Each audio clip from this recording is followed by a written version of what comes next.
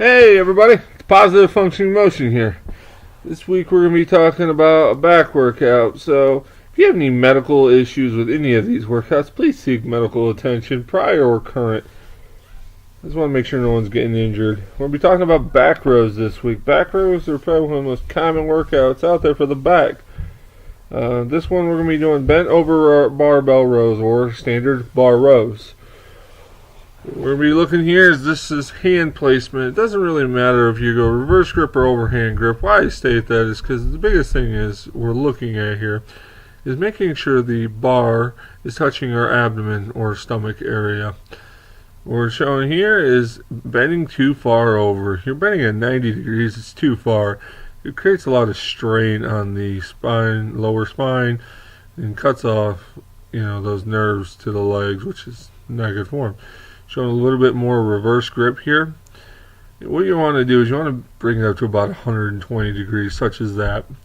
The biggest thing is I'm going to bring it overhand because that's my common, that's what I like to use. You don't want to go really fast. It's crappy form. It does nothing for it. You want to go slow and steady, get your full range of motion.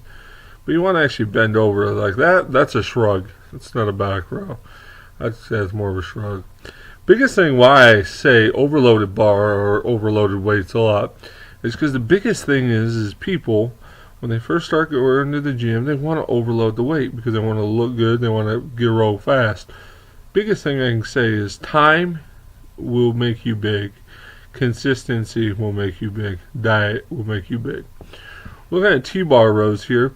T-bar rows is basically a standard bar with something holding the other side of the bar while weights on the one side.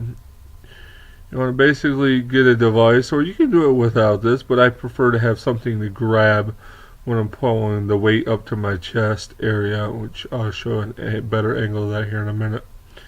You want to basically get full range of motion. You want to bring the bar down. You want to basically lock yourself out.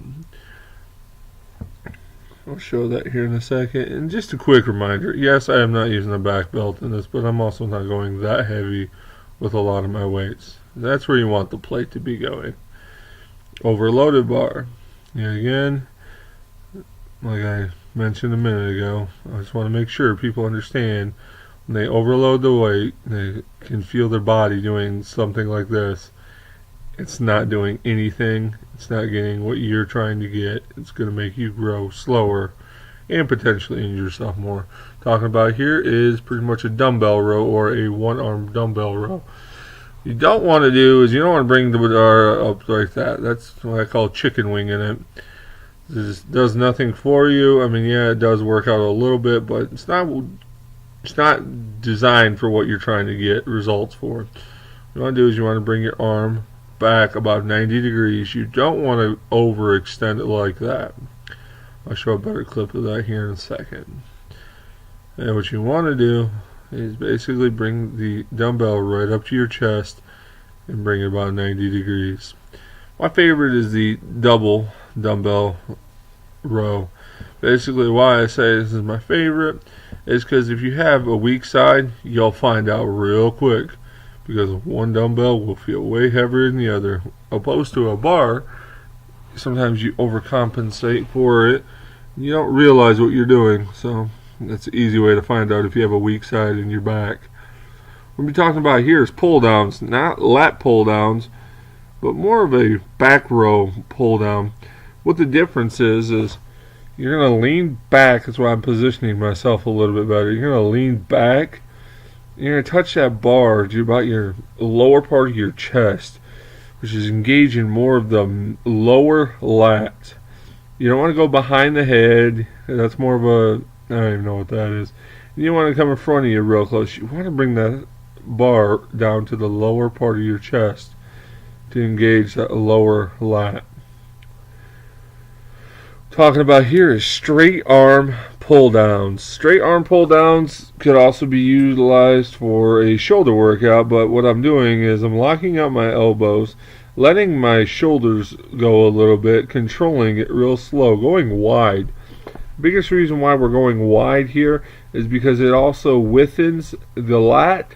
If you go narrow in, it thickens the lat. The easiest way I can explain it to anybody that's new. You don't want to overload it, like I'm going to show here in a minute. Yet again, it looks horrible. It's going to hurt yourself, and there's no point for it. Get full range of motion. Make sure you're doing the workouts correctly. You get results faster. You don't want to go really fast because, as you can see, that sort of turns into a tricep pull down.